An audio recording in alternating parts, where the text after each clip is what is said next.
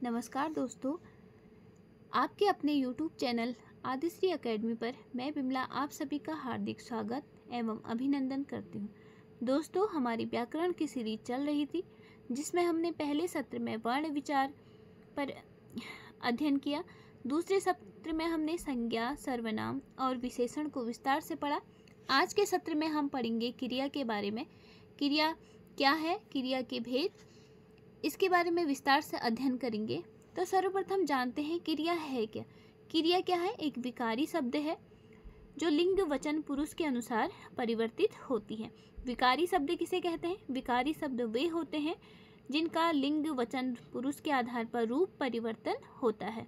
वैसे ही अविकारी शब्द वे शब्द होते हैं जो किसी लिंग वचन पुरुष के आधार पर या अनुसार पर परिवर्तित नहीं होते हैं। क्रिया का मूल क्या है? तो क्रिया का मूल धातु है। धातु क्रियापद का वह अंश है जो किसी क्रिया के सभी रूपों में पाया जाता है। जैसे पढ़ना की मूल धातु क्या है? पढ़, इसमें ना प्रत्यय लगने से क्या बन गया? पढ़ना बन गया। ऐसे ही खाना का मूल धातु क्या है? खा, इसमें ना प्रत्यय लगने से क्या बना? खाना बना। अब बात करते हैं, क्रियाएं तीन प्रकार के शब्दों से बनती हैं। धातु से बनने वाली क्रियाएं, खा धातु में ना प्रत्यय लगा तो खाना, ता प्रत्यय लगा तो खाता और या प्रत्यय लगा तो खाया शब्द। संज्ञा से आलस क्या है? भाव है। आलस से क्या बना? अलसाना, अलसाता। ऐसे ही विशेषण से चिकना क्या है? एक विशेषण है, इससे क्या बना? चिकनाना बना। तो क्रियाएं कितने प्रकार के शब्दों से बनती हैं? तो धातु से, संज्ञा से और विशेषण से। अब बात करते हैं क्रिया के भेद के बारे में। तो डॉक्टर हरदेव बाहरी ने रचना की दृष्टि से क्रियाओं को दो भागों में विभक्त किया है। पहला, रूढ़ या मूल क्रिया। ये क्या है?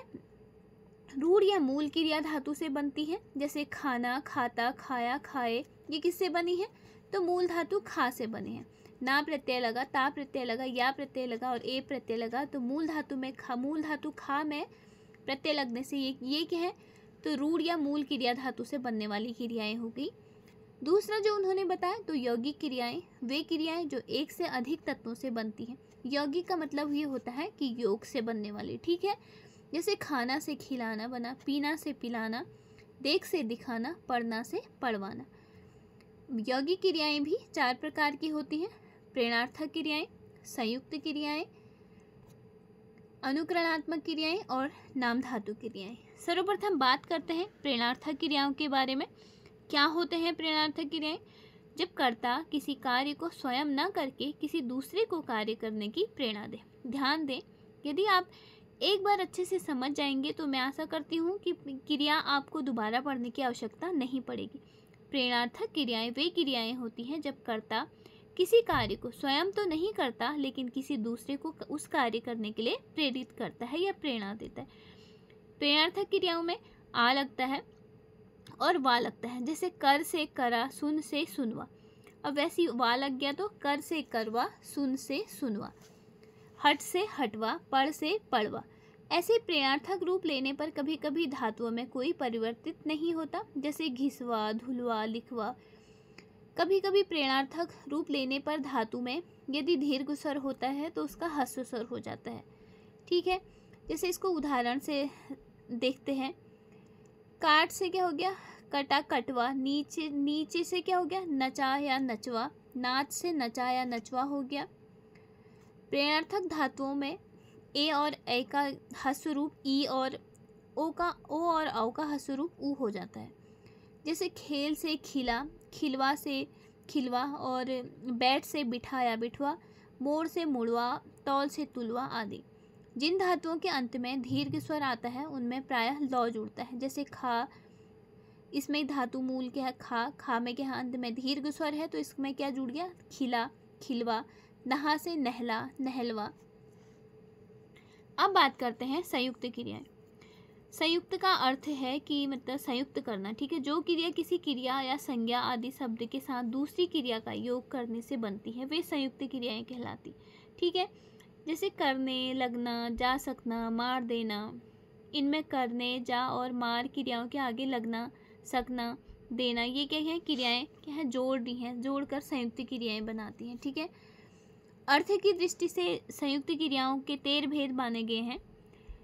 अगर हम इन 13 भेदों को अच्छे से जान लेंगे तो हम संयुक्त क्रिया को अच्छे से समझ सकते हैं। जैसे आरंभ बोधक, इसमें क्या है, धातु के साथ ने लग गया और लगना शब्द जुड़ गया, जुड़ गया तो कैसे क्या बन गया, जैसे वह पढ़ने लगा।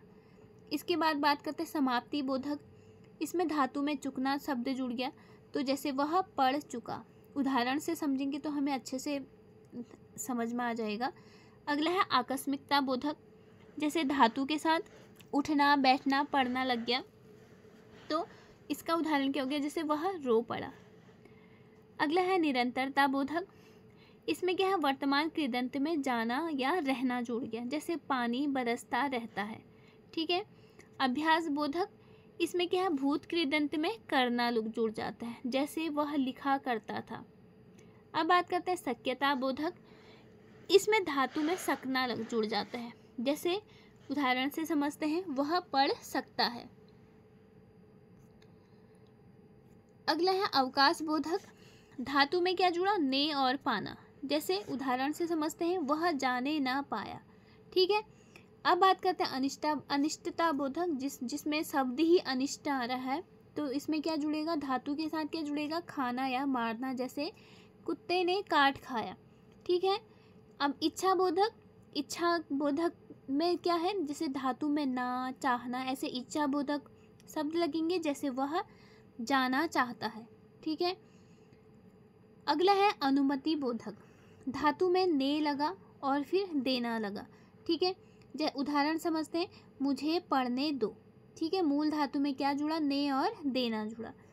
आवश्यकता बोधक, धातु में क्या जुड़ा, ना रूप और पढ़ना और चाहिए या होना, जैसे मुझे करना पड़ेगा, मुझे जाना चाहिए आदि। अतिशयता बोधक, इसमें क्या होता है, एक ही क्रिया की द्विरुक्ति होती है। द्विरुक्ति अर्थात आवृत्ति होती है या 2 बार आ जाता है। ठीक है। एक ही क्रिया क्या हो रही है, 2 बार आ रही है, जैसे वह पढ़ते पढ़ते सो गया, वह बैठे बैठे थक गई। अब बात करते हैं संज्ञा आदि के साथ प्रयुक्त संयुक्त क्रियाएं। इनमें संज्ञा आदि का अर्थ क्या होता है, प्रधान होता है। जैसे उसने अतिथि का आदर किया, राकेश ने बेसहारा बालक को अपना लिया। ठीक है। सामान भस्म हो गया, वह ढीला पड़ गया। ये क्या है, ये संज्ञा के साथ प्रयुक्त संयुक्त क्रियाएं हैं, जिनका क्या है, संज्ञा का जो क्या अर्थ क्या हो जा रहा है, यहाँ पे प्रधान हो जा रहा है। अब कुछ विद्वानों ने संरचना या प्रयोग के आधार पर संयुक्त क्रिया के 4 भेद माने हैं, जिसमें से मुख्य क्रिया, जो क्रिया वाक्य में निहित मुख्य अर्थ को ही व्यक्त करे, वह क्या है, मुख्य क्रिया। जैसे उसकी आंखें भर आई, उसने प्रश्न लिख लिया। अगला है सहायक क्रिया, जो क्रिया मुख्य क्रिया की काल रचना में सहायक हो। ठीक है। जैसे उसने प्रश्न लिख लिया। सहायक क्रिया को क्या कहा जाता है, गौड़ क्रिया भी कहा जाता है। अगला है संयोजी क्रिया, मुख्य क्रिया के साथ मिलकर उसे संयुक्त रूप प्रदान करने वाली क्रियाएं मुख्य क्रिया आरंभ, अभ्यास, सातत्य आदि को सूचित करती है। ठीक है। ये मुख्य क्रिया क्या करती है, आरंभ, अभ्यास, सातत्य आदि को सूचित करती हैं। डॉक्टर हरदेव बाहरी ने संयुक्त क्रिया के 13 भेदों की चर्चा की है। ठीक है। और इन्हें जो 13 भेद डॉक्टर हरदेव बाहरी ने माने हैं, उन्हें कुछ विद्वानों ने संयोजी क्रिया में ही शामिल किया है। ठीक है। अब बात करते हैं रंजक क्रिया, मूल क्रिया के अर्थ को विशिष्टता प्रदान करने वाली क्रिया। ठीक है। जो मूल क्रिया है उसके अर्थ को क्या है, विशिष्टता प्रदान करने वाली जो क्रिया है उसे रंजक क्रिया कहा जाता है। जैसे वह बैठा है, यह क्या है, सामान्य क्रिया है। वह सब कुछ गंवा बैठा है, यह क्या हो गई, रंजक क्रिया हो गई। बैठा क्या है, मूल क्रिया है, उसकी विशिष्टता, उसको विशिष्टता क्या प्रदान कर रहा है, वह सब कुछ गंवाना क्या है, विशिष्टता है, तो यह क्या हो गई, रंजक क्रिया हो गई। अस्वस्थ व्यक्ति मर गया, सामान्य क्रिया हो गई, लेकिन अब इसको रंजक क्रिया में परिवर्तित करना है तो वह संपत्ति में अपना हक लेकर ही मरा। ठीक है। विशिष्टता बता रहे हैं किसकी, व्यक्ति की। ठीक है।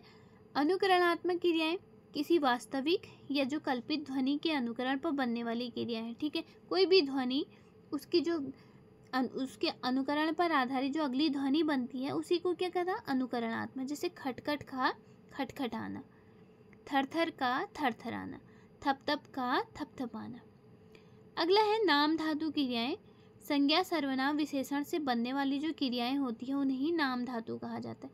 जैसे बात से बतियाना किससे बनते हैं? संज्ञा सर्वनाम और विशेषण से। ठीक है, इनसे जो क्रियाएं बनती हैं उन्हें नाम धातु कहा जाता है। बात से बतियाना, अपना से अपनाना, साठ से सटियाना, गरम से गरमाना। अब बात करते हैं कर्म के आधार पर। विद्वानों ने क्रिया को कर्म के आधार पर दो भेदों में बांटा है, जैसे अकर्मक क्रिया और सकर्मक क्रिया। अकर्मक क्रिया, जिन क्रियाओं के प्रयोग में कर्म की आवश्यकता नहीं होती वे अकर्मक क्रियाएं कहलाती हैं। अकर्मक क्रियाओं में क्या है? तो कर्म की आवश्यकता नहीं होती है, जैसे उठ, चल, बैठ, सो, हंस, उड़, उछल, दौड़ आदि। ये क्या हो गई? सब अकर्मक क्रियाएं हो गई। ठीक है, अकर्मक क्रियाओं का फल कर्ता पर पड़ता है। ठीक है, और सकर्मक क्रियाओं का फल किस में पड़ता है? तो कर्म पर पड़ता है। जैसे सिपाही चोर पकड़ता है, वाक्य में पकड़ क्रिया का फल क्या है? चोर पर पड़ रहा है, सिपाही पर नहीं। तो ये क्या हो गया? सकर्मक। अगर यही अकर्मक की बात करें तो यहाँ बालक पलंग पर सोता है, वाक्य में सोता क्रिया का फल पलंग पर नहीं बल्कि बालक पर पड़ रहा है। ठीक है, और ये क्या हो गई? तो अकर्मक क्रिया हो गई। अब बात करते हैं सकर्मक क्रिया। कर्म के साथ जो प्रयुक्त क्रिया है, क्रिया के व्यापार का फल यहाँ पे क्या होता है? कर्ता पर न पड़ के कर्म पर पड़ रहा है। ठीक है, जैसे रमा सेब खाती है, डाकिया डाक लाता है, विद्यार्थी पुस्तक पढ़ता है। यहाँ पे क्या है? इसमें जो फल पड़ रहा है कर्ता पर न होकर किस में पड़ रहा है? कर्म पर पड़ रहा है। ठीक है, अगला है उक्त। इन सभी में क्या है? क्रिया का फल कर्म पर पड़ रहा है, तो ये क्या हो गई? सकर्मक क्रियाएं होगी। अब वाक्य की क्रिया के साथ अगर हमने जानना हो कि यह वाक्य सकर्मक है या अकर्मक है तो कैसे जानेंगे? इसमें हम क्या या किसको शब्द लगाएंगे। यदि हमें सटीक उत्तर मिल जाता है तो वाक्य क्या है? सकर्मक है। यदि हमें क्या और किसको लगाने से सटीक उत्तर नहीं मिलता तो वह वाक्य क्या है? अकर्मक है। जैसे राधा पत्र पढ़ती है, अगर हम इसे उसमें प्रश्नवाचक में करें तो राधा क्या पढ़ती है, तो हमें उत्तर क्या मिलेगा? पत्र पढ़ती है। यह क्या हो गई? सकर्मक क्रिया। ऐसे ही अगला करें, राधा नाचती है, अगर हम इसमें प्रश्नवाचक चिन्ह लगाकर वाक्य बनाएं राधा क्या नाचती है, तो हमें कोई भी उत्तर सटीक उत्तर नहीं मिलेगा, तो यह क्या हो गया? अकर्मक क्रिया हो गई। अकर्मक क्रियाओं को सकर्मक क्रियाओं में बदलना हो तो उसके लिए हमें सर्वप्रथम क्या करना पड़ता है? प्रेरणार्थक क्रियाओं में बदलना पड़ता है। ठीक है, यदि हम अकर्मक क्रियाओं को सकर्मक क्रियाओं में बदलते हैं तो उसके लिए पहले प्रेरणार्थक क्रियाओं में हमें बदलना पड़ता है। जैसे मोहन गिरता है, यह तो क्या अकर्मक है। अब इसको अगर सकर्मक में बदलना हो तो हमें पहले इसे प्रेरणार्थक क्रिया में बदलना हो। जैसे रंजन मोहन को गिराता है, यह क्या हो गई? प्रेरणार्थक क्रिया। अब बात करते हैं पूर्वकालिक क्रियाएं। पूर्वकालिक का अर्थ है कि पहले जो हो गई है, पूर्व काल में, पहले काल में जो हो गई है। किसी वाक्य में दो क्रियाओं का प्रयोग होने पर जो क्रिया दूसरी क्रिया से पहले संपन्न हो वह पूर्वकालिक क्रिया कहलाती है। तो पूर्वकालिक क्रिया किसे कहते हैं? जब किसी वाक्य में दो क्रियाएं हो रही हो लेकिन एक क्रिया पहले पूरी हो जाती है और एक क्रिया बाद में, जो पहले पूरी हो गई है उसे क्या कहेंगे? पूर्वकालिक क्रिया। जैसे राधा खाना खाकर सो गई, पहले उसने क्या किया? खाना खाया और बाद में वह सोई, तो पूर्वकालिक क्रिया कौन सी हो गई? खाकर। ठीक है, अगला है जैसे बच्चे पढ़कर खेलने चले गए, पढ़कर क्या हो गया? पहले पूर्व में आ गई और खेलने वह बाद में गया, तो यहाँ पे पढ़कर क्या होगी? पूर्वकालिक क्रिया। मूल धातु में के, कर, करके जोड़ने पर पूर्वकालिक क्रियाएं बनती हैं। तो पूर्वकालिक क्रियाएं कैसे बनती हैं? तो जो मूल धातु है उसमें के, कर और करके जोड़ने पर वह पूर्वकालिक क्रियाएं बनती हैं। तो दोस्तों ये रहा हमारा आज का सत्र। आशा करती हूँ कि यह सत्र आपके लिए उपयोगी सिद्ध होगा। यदि आपके लिए यह सत्र उपयोगी रहा तो चैनल को सब्सक्राइब करें, लाइक करें और शेयर करें। मिलते हैं अगले सत्र में, तब तक के लिए अपना ख्याल रखें, स्वस्थ रहें, मस्त रहें। धन्यवाद। जय हिंद।